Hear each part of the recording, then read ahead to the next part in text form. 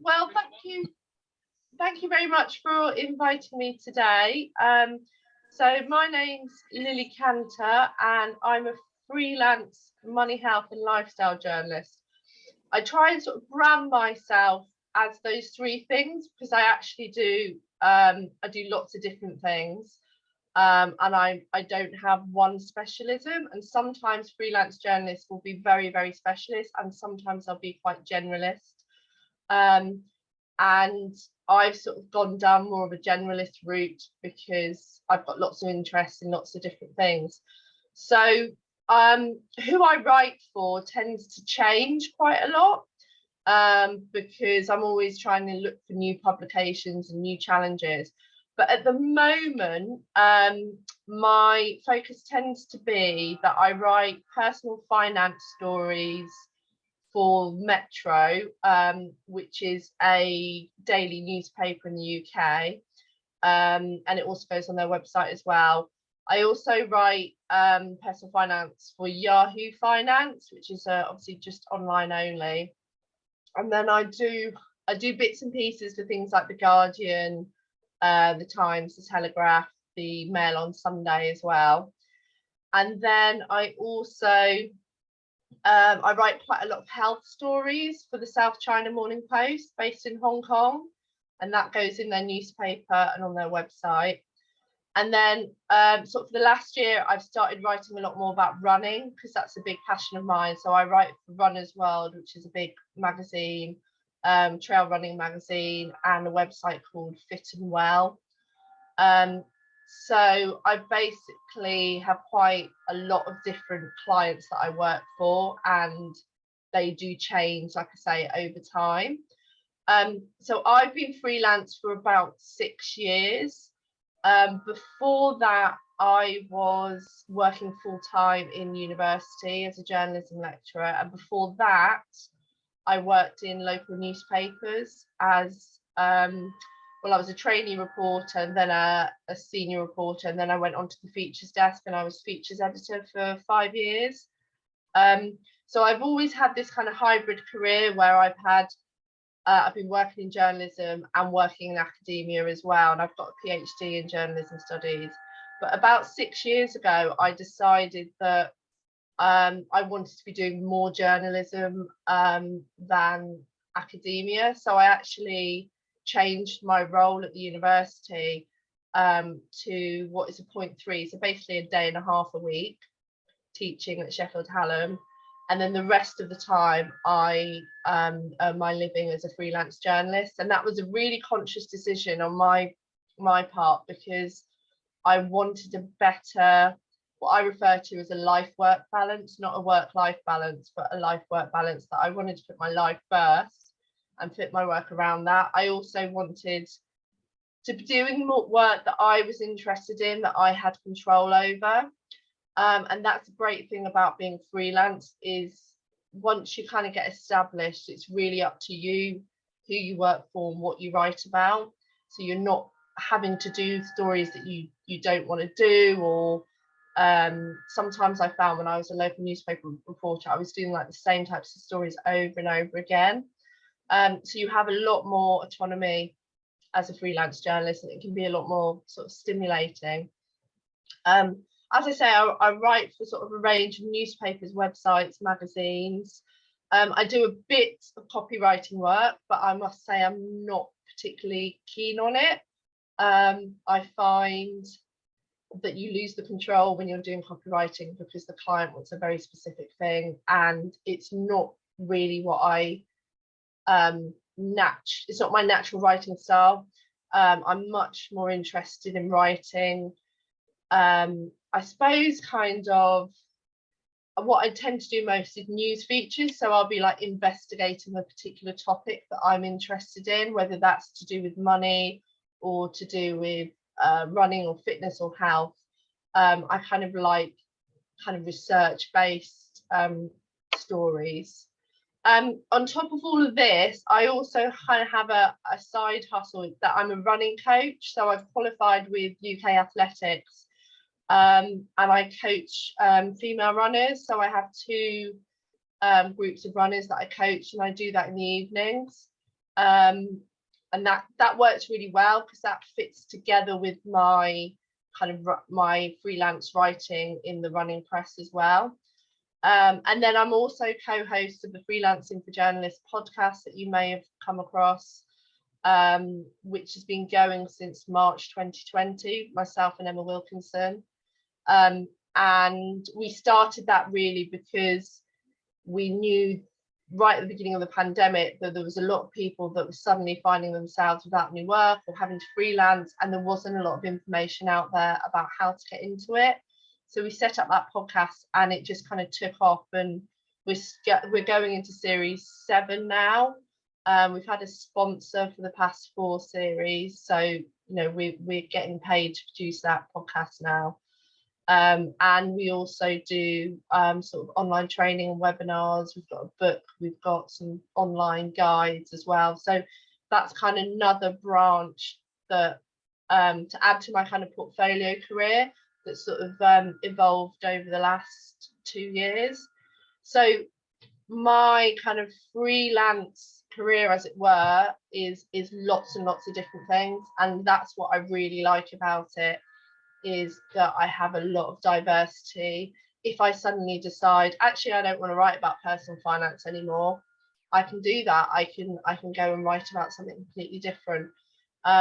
So it's evolving kind of every year or two. I'm kind of writing for new people, writing about different things, taking on different sort of side hustles. So it's never kind of the same. And that fits my personality really well. And I've realised now that I could never work for anyone again. Like I could just never have a staff job. It just wouldn't suit me. I'm just so used to having kind of my own control over everything. So what I wanted to kind of talk about today, freelancing in a digital age, was really looking at how I operate as a freelance journalist. And I was going to just kind of cover these particular topics. So how I work digitally, how I find work, how people find me, because that's really important that you have a strong online presence, how I find stories, how I find sources, so people to speak to, how I file those stories, so how I get those stories to the publications, because I'm not in a newsroom with other people around me, and how I get paid, because there's some complexities to that, and I work for obviously international clients in America and Hong Kong, so I have to kind of figure out the best way of getting paid. So those are the kind of things I'm going to go through, and I think we might have some time for questions at the end. But if you've got any questions that you think of as we're going along, I don't mind if you want to put it in the chat or something, and then we can come back to them. Okay, so in terms of how I work, I mean, it's pretty much what you would probably expect. Is I work from home. I'm based in the middle of England, in Leicestershire. It's kind of pretty much right bang in the middle. I'm not in London. I've never lived in London. I've never worked in London. And again, that's a great thing about being freelance, is you do not have to be in London. And actually, you set yourself apart from other people if you're not in London. So that it's a real benefit. I just have a PC. It's a pretty cheap PC, I'll be honest. I don't have like a Mac or any fancy computer.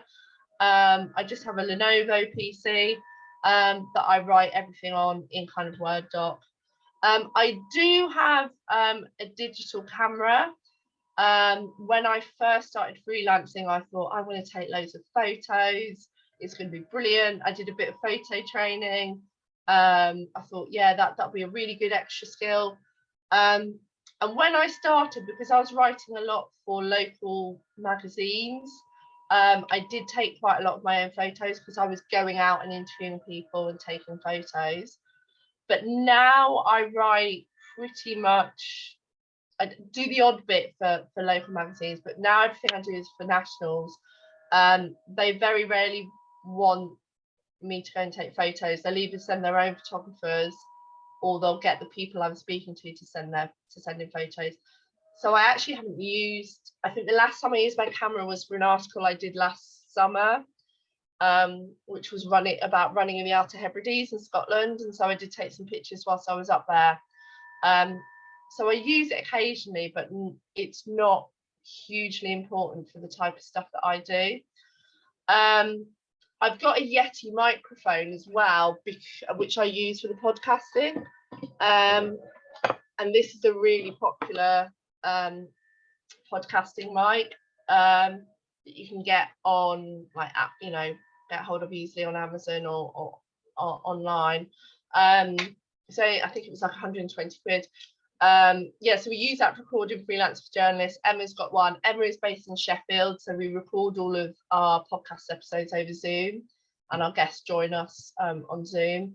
So I have the Yeti microphone and some headphones, and then obviously I've got a smartphone. And again, I will sometimes, if I'm out doing a story, I might take photos or video on my phone. I'm probably more likely to use that than I am my digital SLR camera, if I'm completely honest. So I've got a fairly kind of basic setup, because I'm mainly producing words for people, occasionally some pictures as well. I'm trying to think if I've ever, like, video, it's only really for my own use on sort of social media. That's the only reason I might have some video, but I don't tend to produce video for clients. So in terms of how I find work, and this is the bit that sometimes when people start freelancing, they kind of think, oh my God, how do I find work? It's really, it's really hard to know who's gonna be interested in me, how I'm gonna find them. But basically find work in lots of different ways. And obviously this again has evolved over time as I've become more established. But I'll just talk through some of the different ways in which you can find work, and some of the ways I use more than others. When I first went freelance about 6 years ago, I actually did it whilst I was on maternity leave from university, so I had a bit of time, and I was still getting paid by the university, so I didn't have that pressure that I had to earn a lot of money. I basically started contacting editors in my local area on kind of small magazines. So there was a series of magazines called Rutland Living, Harbour Living, there was Active magazine, and I knew that they would probably have a small budget, and I sort of said to them, hey, I'm a journalist, I've just started freelancing, I live locally, would you be interested in hearing story ideas from me? And I contacted probably 5 or 6 local magazines, and out of those, 2 came back to me and said they actually had a budget and that they'd be interested. And I started sending them story ideas. I also did the same with Love Money about a year later. They're a money website. I'd noticed other freelance journalists who write about personal finance were writing for them. And so what I actually did is I applied for a job, because I couldn't find any contact details, but they had a job going, and I applied for the job. But in the job application, I made it really clear that I was freelance and I was actually looking to do freelance work for them. I wasn't looking for a job. And so they actually emailed me and said, are you actually looking for freelance work? If so, you need to contact this person, which I then did.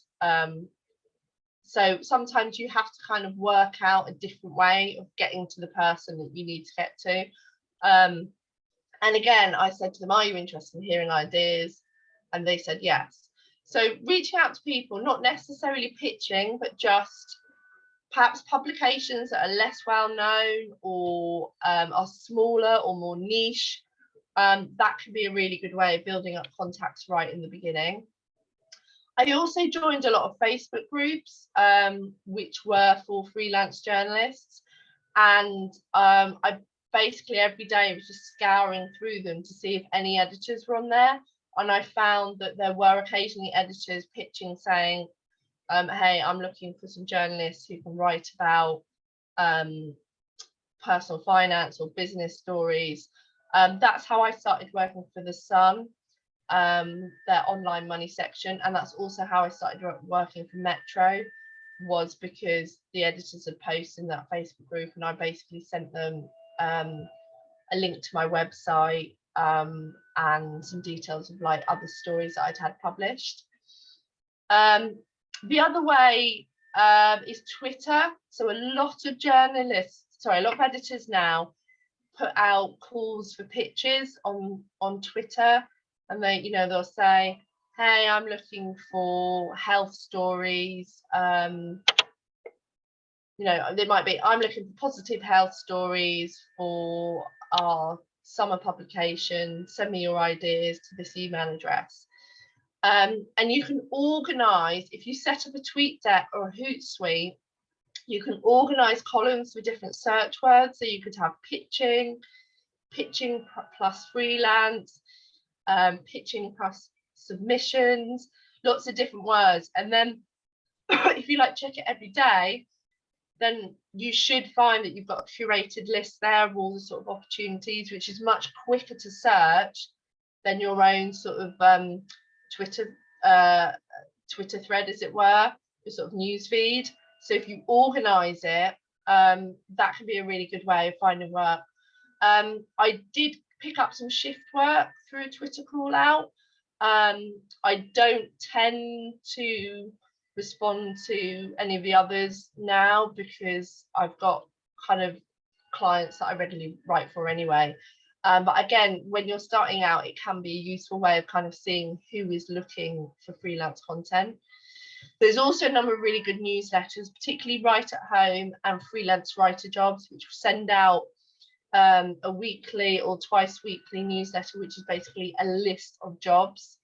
Some of these are free, some of these are paid for, but they will give you a free trial. Write at Home has a free trial. It's a really good comprehensive list of all the people out there that are looking for freelance content, and basically they've done the Twitter stuff for you already, and they've curated it into that list, so that can be a good place. The other thing is cold pitching, and by that I mean finding the contact details of a publication you want to write for or produce content for. It could be the same for a broadcast package as well, and sending them a fully formed story idea. This is actually how I got my very first freelance gig, which was for The Guardian, which is a big national newspaper in the UK. And I basically sent them a really detailed pitch of a story that I knew hadn't been covered before. It was a feature, and a breakdown of exactly how I was going to do it, who I was going to speak to. I thought, oh, they're probably not going to be interested in me. I'd been teaching for a long time. I hadn't worked in journalism for about 7 years. But actually it was the idea was they were really interested in. And they commissioned me. And then after that, I sort of had an email conversation with the editor and said, are you looking for more content? What kind of things are you looking for?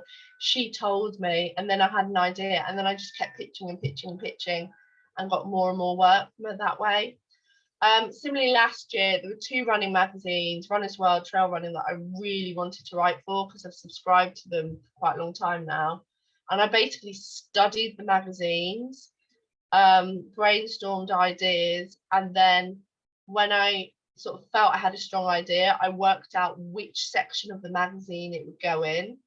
And again, I found the right person to send it to and sent a very detailed pitch. And because I've got quite good at pitching now, both of those were commissioned. And again, that started an ongoing relationship. And now I'm writing kind of stuff on them on a regular basis. So pitching does work. But in the beginning, I remember when I was pitching, I might be sending out like 10 pitches a week, and I probably would get a response from like 1 or 2 of those. And they'd pretty much always be no. So you do have to kind of keep plugging away and send just lots and lots of pitches and just keep going until you get that one. And when I got that Guardian one, that changed everything, because then I had a byline in the Guardian and I could include that in all my other pitches, so people would take me more seriously.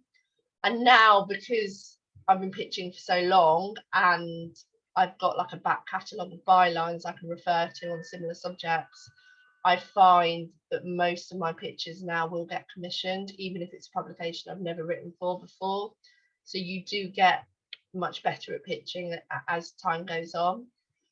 The other way which I get work is basically seizing every opportunity. And by this, I mean, sometimes I might be speaking to someone as an expert, but they actually work for a magazine or a website. So I remember I was doing a story for the Metro about the cost of vegan diets, and the editor of Vegan Living magazine said she'd speak to me. So I interviewed her for the Metro story, but at the end of the conversation I said, by the way, would you be interested in hearing from me if I've got any pitches for your magazines? Do you take freelance content? And she said, yes, we do. Please send me your ideas. These are the kind of things we want. So I'd built up that rapport with her over the interview, and then I'd kind of switch things around and sort of put the control in her hands, and I asked her if I could pitch to her. I did a similar thing with Fit and Well only a few months ago, actually.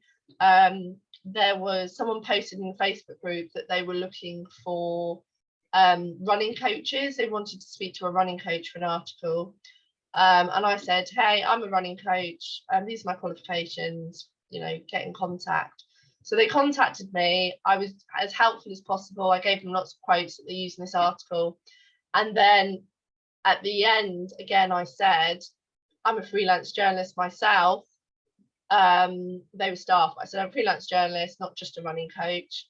Who do I need to speak to if I'm interested in pitching? So they gave me the name of the commissioning editor. And then when I contacted her, I could say, hey, I've just helped out one of your reporters on a story. You probably don't know, but I'm also a freelance journalist. So I made that connection. And off the back of that, again, I've started writing for them regularly. So basically, if I'm in contact with anyone that works on a publication that I'd like to write for, even if they're interviewing me or I'm interviewing them, I will always see if I can kind of use that as a foot in the door to writing for that publication. So you're constantly kind of networking. The other thing that I have done in the past is I've done some shift work. So this is where you basically are working a set number of hours. And quite often this might be to cover like holidays. So you might go and work for a publication for 2 weeks in the summer, and you're working like 9 to 5 every day. A lot more of this is now online, but my first lot of shifts was at a magazine called Moneywise. And I basically, it's the only time I've worked in London. I went down, my sister lived there at the time. I went and stayed with her for 2 weeks, and I did these 2 week shifts at Moneywise. But my intention was always to get freelance work that I could do at home out of it. So I thought, if I go and do a really good job of this shift work, and at the end I say, can I pitch features to you, that I had a pretty good chance because they already knew me. So that's exactly what I did. I went and did the 2 weeks. At the end of the last day, I said to the deputy editor, can we have a chat? Can you give me some feedback on how I got on? And that's always a really good thing to like ask for feedback, because it shows you're keen and you want to learn. I went and asked for feedback. We had a chat, and the feedback was all kind of positive. And then I said, well, look, I've been doing news for you, but I'd love to write some features for you. That's kind of my passion and my interest. Would you be interested in hearing ideas from me for features, and what kind of budget do you have? And they said, yes, definitely. We've got a new editor coming in. And it just so happened I'd worked for that editor before on a different publication. So that worked really well. And I started working for them. I was basically doing probably a feature a month for them. They came out once a month, and I had a feature in every publication until unfortunately they closed down just before the pandemic. But that editor now works for the Mail on Sunday. So as soon as she moved there, I contacted her and said, hey, it's me again. Do you want to hear some pitches? And I've literally just filed a story for her this week, actually. So that, you know, building those relationships with editors is really important, and then following them when they move. So they might leave a job because they get made redundant, or they might just move on to a different publication, or, you know, get a promotion somewhere. Follow it where they go, keep in contact with them, because quite often they are keen to keep good people with them as well, so they'll recommission you. And then I suppose the last way, sort of, how do I find work, or how do I create work, is obviously I mentioned things like the podcast and the training, the guides that Emma and I do. Basically, we've created all those opportunities ourselves, and that's something we always say to our students is, you know, think about what you're good at. You might think, oh, well, I'm only a student, but there'll be certain skills that you have that other people are desperate for. A really good example of this is a young woman we know, Neve Gordon-Farley, who became like this expert on TikTok, and she was getting loads of work. We hired her to do a webinar for us on TikTok. She was getting consultancy work on like TikTok for journalists. She became the TikTok, I don't know what you call it, TikTok person for Journo Resources. She created all of those their videos.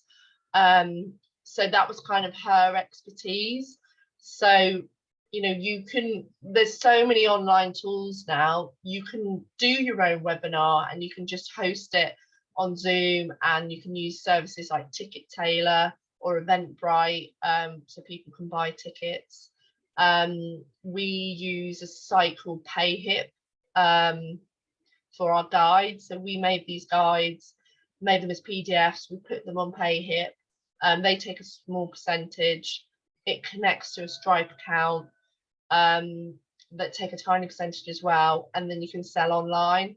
So there are loads of like tools out there that can help you to do this kind of thing. So kind of where I'm at now, I kind of use all of these different tactics, but I would say that 60% of my work is from pitching. I still pitch loads. I actually love pitching. I really enjoy pitching. A lot of people don't, but I really enjoy that process. And that's pitching to existing clients, and also finding new people to work for all the time. And then about 40% is editors coming to me and saying, could you do us a story on this particular topic, or review this running product, or whatever it might be. So that's probably about where I'm at now. Whereas in the beginning, it was 100% me reaching out to people kind of all the time. So that's kind of how I find work. I've just noticed like questions popped up. I haven't. Oh, the slides aren't changing. Okay. The slides are not moving, really, for some reason. We're stuck on the first slide. Okay. I mean, okay. To be honest, I'll try again. I'll share it a different way. I sometimes find if I share my screen rather than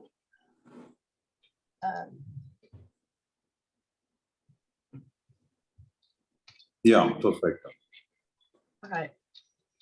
So does that change to how people hear me? Yeah. Yeah. Okay. So is that the right one? Yeah. So like I say, I get work where people come to me. Normally that's existing editors that I already work for, but sometimes it's people that come sort of completely out of the blue. That's mainly how I've got copywriting work, is people have found me via my website. I would say that your branding is really, really important. And by branding, what I mean is how you appear in online spaces and how you present yourself. And this is about having a consistent kind of theme across your website, your social media profiles. So just simple things like using the same image and having a photograph of yourself that is clear, and having that same photograph in different places so that people know, oh, that person on Twitter, that's the same person as on that website. I've got the right website then. So having a good clear photo, it doesn't have to be professionally taken, but just like a clear head and shoulders shot. Clearly saying what you are, so that you're a journalist, if you have a specialism, what that is. Cross-linking, so making sure your website links to all your socials link to all your other socials and back to your website, like it's all interconnected. That's really important. So I have a website. My website, I did get a developer to design for me, but you can obviously do this yourself using, a lot of people use Squarespace or WordPress. I think it's important that you get a domain name that is your name, is probably the best thing to go for. I'm lucky in that my name's quite unusual, so I could get Lily Canter. But my website, I don't know if this will click through or not. I had to think about it quite a lot because I do so many different things. I had to think, like, how do I display this in a website? So I've got different sections that try and reflect the fact that I've got the money, the health, the lifestyle. I also do quite a lot of reviews. And then I've got my academia, and then I've got my freelancing for journalist stuff. It's not wanting to load. I think like I say, I've got a fairly cheap PC. Okay, so yeah, so I have kind of some of the places I write for on the home page. Then I have a sort of about me and a big picture. But the main thing is work. So I have money, health, lifestyle, and I keep this updated as my cutting. So all my money articles are on there, my health, all my lifestyle, all my reviews. I have stuff about my PhD, my academic publications, books, journal articles, and then the freelancing for journalists stuff is all there. But basically the most important stuff is this. So sometimes if I'm contacting a new editor, say it's for a personal finance section, I just send them a link to this page. I don't send them the link to the home page. I send them a link to this page because this is a specific one. So this shows you, I've got Metro, Yahoo, Love Money, been on somebody's podcast, kind of Run as Well, that was related to money. So it's got all of my cuttings on there. So I'd say it's really important that you have a website. And in our freelance, we run a course, How to Become a Successful Freelance Journalist. That's one of the things we work with people on, is like setting up their website. And even if you think, well, I don't have anything to put on it, anything that you've written, even if it's stuff you've written on a course or in your studies, it doesn't have to be published, but it can go on there as a demonstration of, this is how I can write, this is how I can put a video together, this is how I can record some audio, just having some content on there, and then linking that obviously to that for some reason. And then linking that to all your other social media. So LinkedIn is one place where a lot of journalists, a lot of editors are on. To be honest, I don't really use LinkedIn. I just have a profile. And we did do a podcast episode on LinkedIn and how to use it. But basically the main thing is that you fill in all the details. So I always have like money, health and lifestyle. If you look at my Twitter as well, it's got the same image, it's got the same banner. Because I was a finalist in some freelance journalism awards last year. So that banner is the same on Twitter. The description's fairly similar. It's got the same image. And I've kind of filled it in with my contact details and places that I work for, and that's it. And I just leave it there because some people find you through LinkedIn, some people find you through Twitter, some people find you through your website. People find you in different ways depending on the platform that they use. So that's why it's important to be in lots of different places. Like I say, I've got copywriting work mainly through LinkedIn, I think, because people in marketing PR tend to be on LinkedIn more than people in journalism, who tend to be more on Twitter. So it's important to be in these different spaces. And then Instagram I use slightly differently. Instagram focuses on my running because I played around with Instagram for quite a while and I didn't really know kind of what to do with it. So it has got a different image. And I I do still have journalists there, but then I have sort of more focus on the running. So it literally is kind of, it's quite boring. It's just pictures of me out running, food I've eaten to fuel my runs, shoes, my dog that I go running with, and then like if I have a running related story, this is some of my runners that I coach, I will put up. So here, this is an article that I did, so I'll put that on there. This is a podcast workshop I was doing, so it's kind of related to running as much as it can be. So it's very different to my other social media, but I've still got a link there to my website, and I do get work through that as well. But again, it tends to be more on the running side, obviously. So again, just think about how you're using these different spaces and, you know, what is the best use for them. But the key thing is that you're on different platforms, and that they're all linking to each other, and that they've got sort of clear images of you on there as well. Has that gone back to my PowerPoint? Yeah. So in terms of how I actually find stories then, so how do I come up with story ideas? Because obviously that's like how I make a living. I have to come up with ideas. To be honest, I've never found this difficult because I've always got ideas, if that makes sense. There's always stuff that I'm curious about. So having that natural kind of curiosity is really important. But like I say, most of the stuff I write is what I describe as news features. So it will be kind of analysis or behind the scenes or a deeper dive into a particular subject. So a lot of the time it's just stuff that I want to know about, that I want to find out about. I do get tip-offs now via my website. So I've got a contact page on there, and I think people will kind of Google journalist, money or consumer affairs, and my name tends to come up. So I do get people contacting me. The story I've just done from the Mail on Sunday now came through that. But normally if someone contacts me, they're normally having, they're complaining about something that's happened to them. And rather than me doing a story like just about what's happened to them, I look at the bigger picture, like what is the bigger issue here.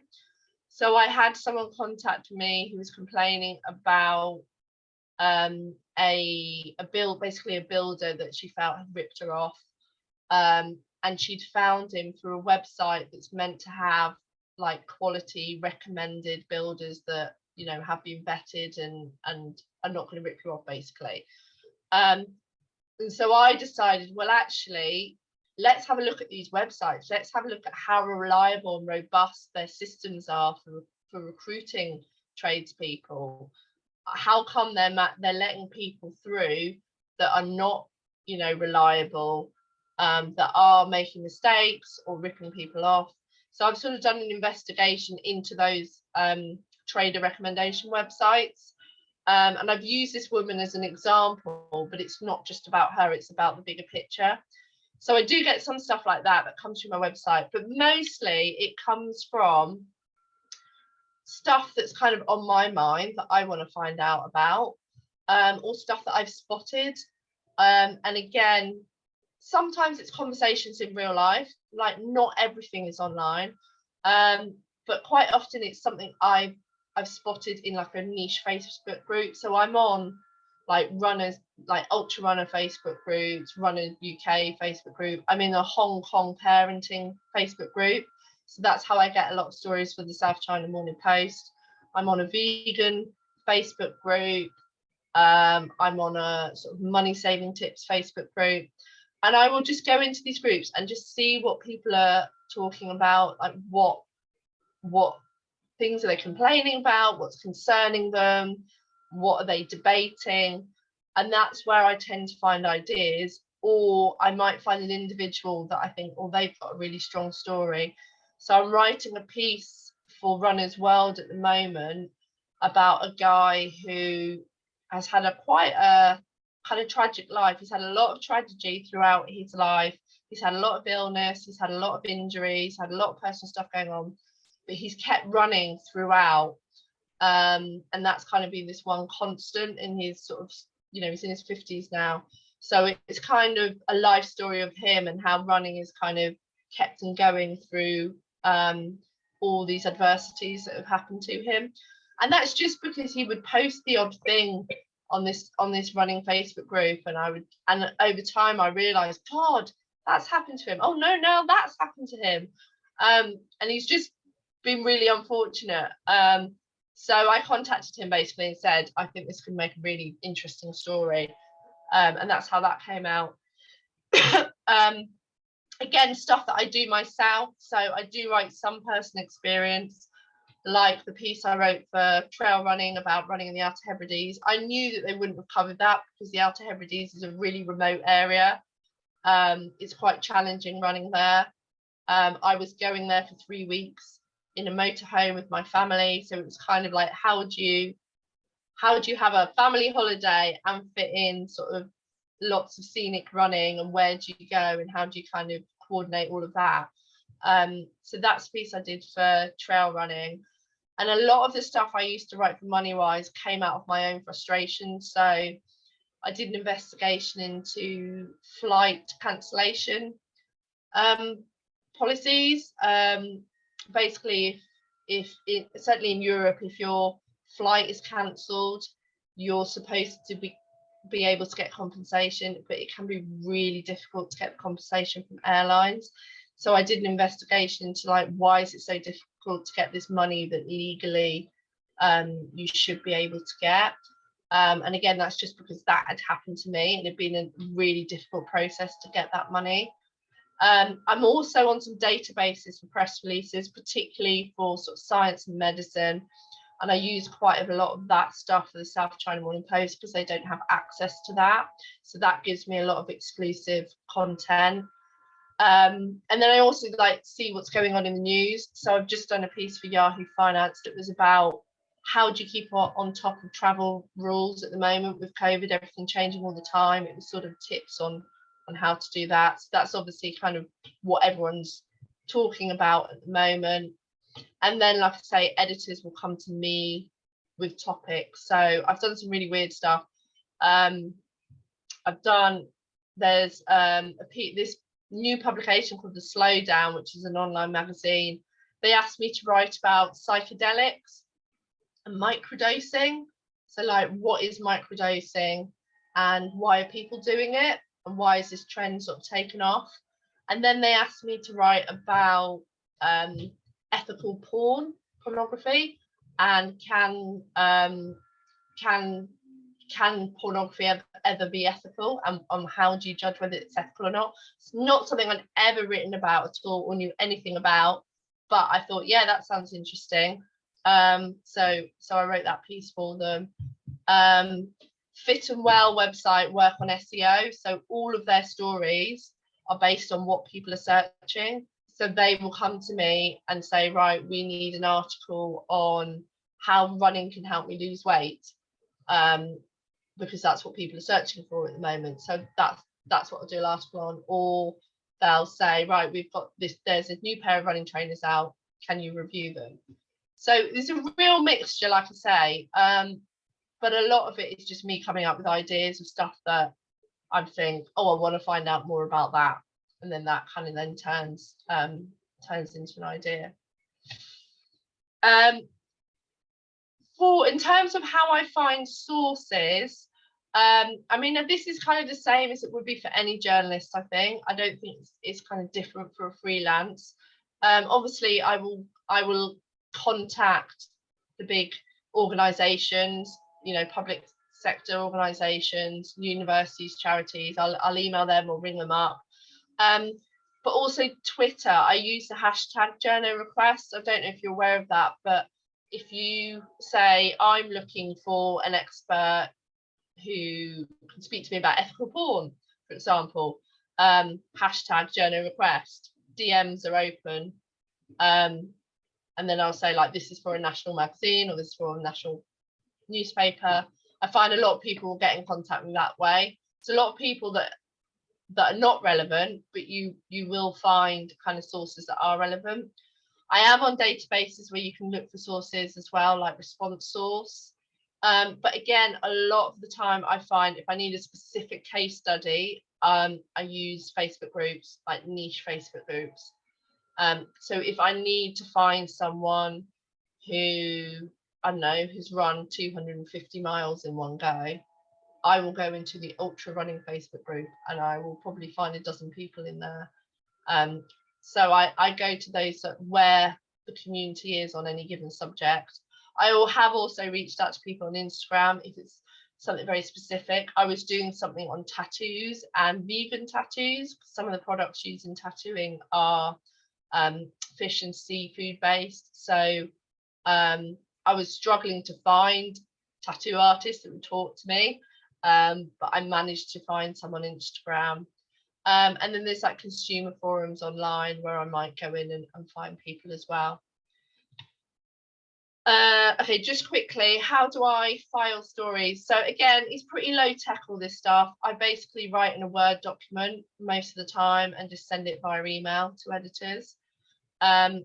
Some of them want it as a Google Doc, and so then I write it in a Google Doc and send them a link via email. And some of them, like Yahoo, have a content management system, so I'm literally writing straight into their content management system. I do tend to actually write it in a Word doc first, copy and paste it, and then put it in their content management system.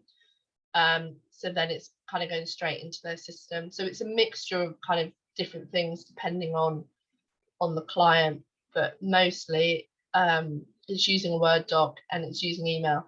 And the vast majority of editors that I write for, I've never even spoken to them, not even on the phone. Occasionally, like when I started out, once I'd done one story for someone, I would then like pick up the phone and say, have a conversation with them to kind of build that relationship. And sometimes I've had virtual coffees, like online chats with people, with editors as well. But the vast majority of this is all just happening over email. Not on social media though. I would say don't reach out to editors on social media. They generally don't like it. They don't find it very professional. I would only ever contact via email. And then lastly, just how I get paid. This is kind of the really, in some ways, the hardest bit of freelancing is getting paid, because a lot of places have payment on publication. So basically it means you don't get paid until 30 days after your piece is published. You never know when it's going to get published. Magazines work months and months in advance. So I could file something now and it might not get published for 6 months. So I get paid in lots of different ways. For some companies, I have to invoice them. I just send them an invoice. Others have like an automatic system, so you don't have to do anything. Like the editor just sends a note to the finance department and they pay you. Sometimes it's through an umbrella company. So the stuff I do for Yahoo, because it's a US based company, because it's owned by Oath, it's through this platform called Work Market, which does mean I lose a tiny amount. And also it gets converted from dollars into pounds. So I have to then get paid. Basically, my Work Market account connects to Revolut because they don't charge me. If my Work Market is connected to my NatWest account, the bank will charge me about 10%. And I learned this very early on, that your normal high street banks, your HSBC, NatWest, will rip you off big time when it comes to international transactions. So I have a Revolut account for any US works or anything that's paid in dollars, because they don't charge for exchanging it. I have a PayPal account, which the South China Morning Post pay into, and they pay the fees. So I'm not losing out anything there. I have been paid by MoneyGram, but you do lose money to fees on that. I also have a Monzo account, which we use for freelancing for journalists, because we deal with quite a lot of international guests for that, so we pay them out of that as well. And people buy our products from overseas, so Monzo just works quite well for us. And then I've got my normal sort of NatWest account for kind of all UK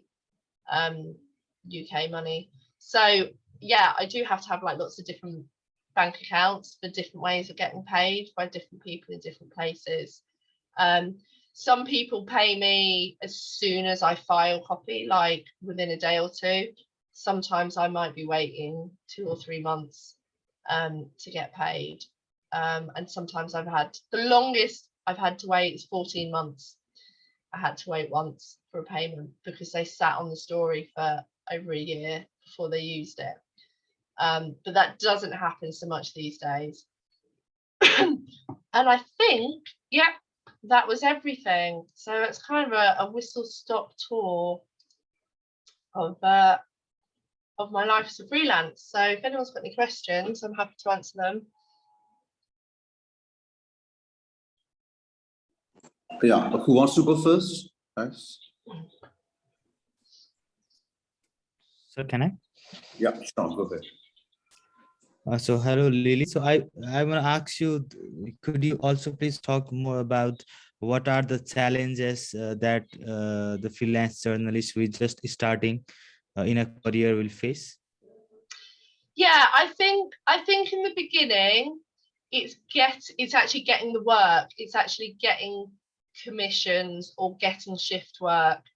That is the hardest thing, because you get a lot of rejection. You get a lot of nothing. You'll send out emails and messages and you just don't hear anything. So I think you have to be really persistent.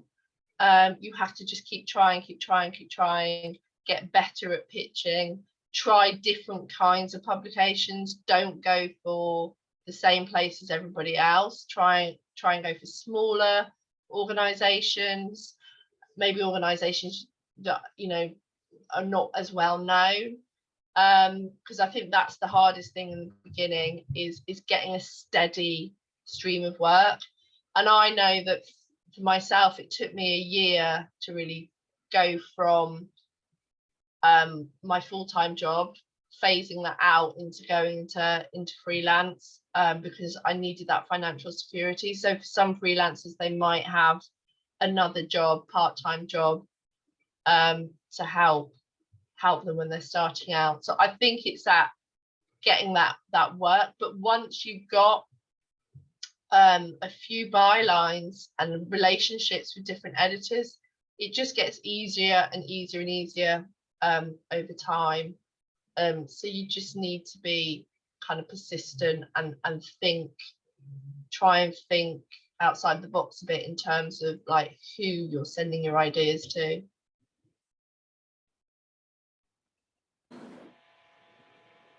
Oh, who wants to go next?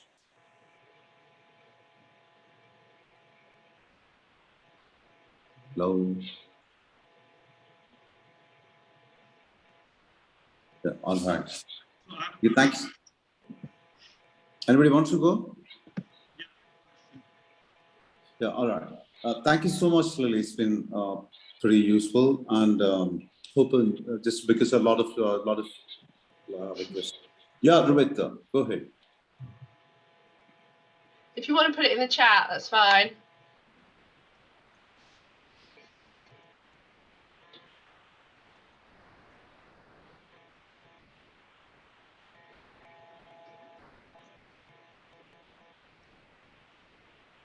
You can type in the chat.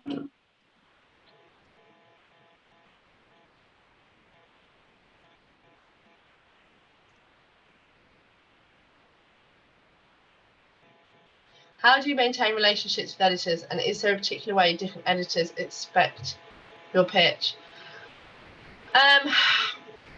So in terms of maintaining a relationship, so if you've already, say you've had a successful commission with an editor, so they've said, yes, I want that story, you've written it, it's been paid, that's all gone well.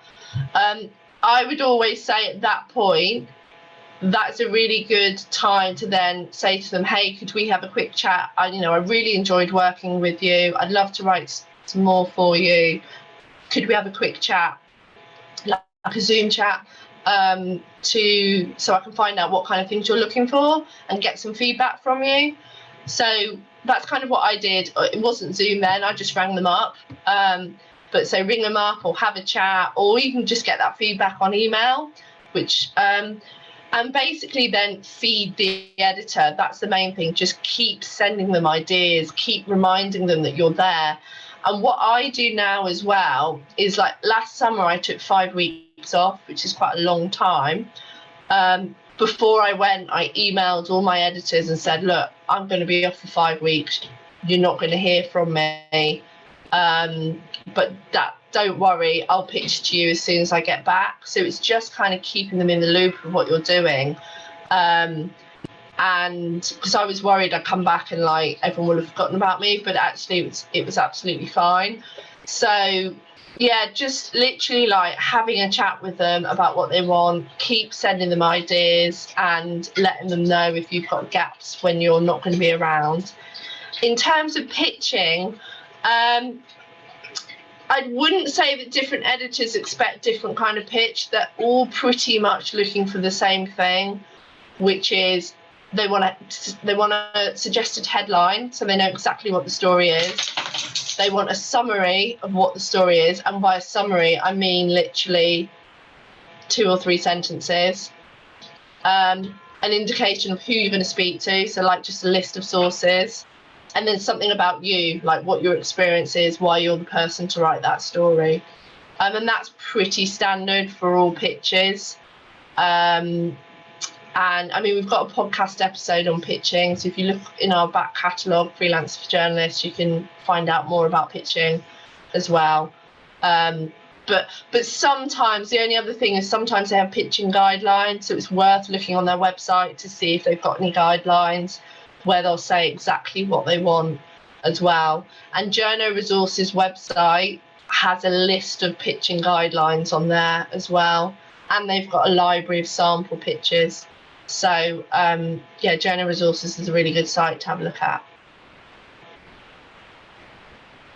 All right.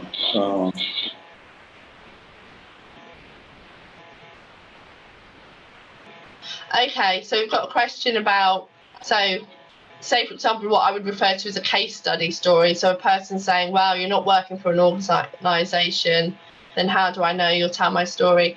I mean, I guess it's the same as building relationships with editors. You've got to build relationships with your sources.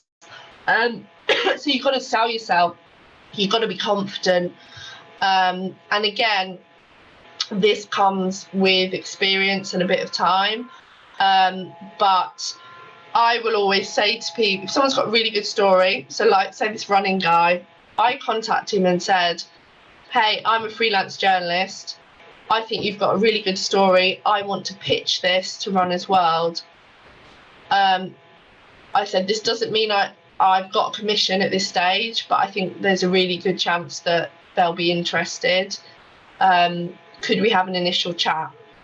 And he said yes. I got a bit more information from him, and then I pitched it. So I think it's telling people, you know, your experience, you know, it's a good story, you're going to pitch it, but not promising them that it's definitely going to end up as a story.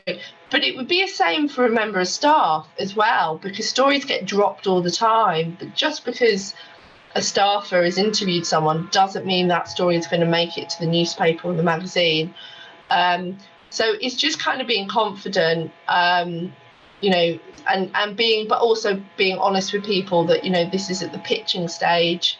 And, you know, if it's commissioned, then you'll go back to them and do like a full interview with them. But just having that confidence to do that.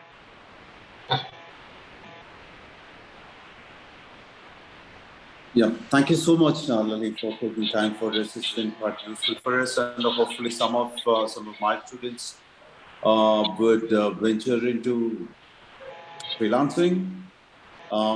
Thank you so much, and would you mind sharing your PowerPoint with me so that some of them have been asking? Do you mind what? Sorry. Do you mind sharing your PowerPoint with me so that I can share with them? Oh yeah. I can send you that. Yeah, I'll email that. That's fine.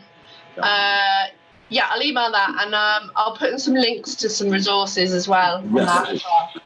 Do you have any final advice before you play for them? Is it a good thing to sit for a job or yeah, I mean, just to say that, like, don't be scared. I know it seems like really scary freelancing, but honestly, for me, it is like the best of both worlds because you get complete control over what you do.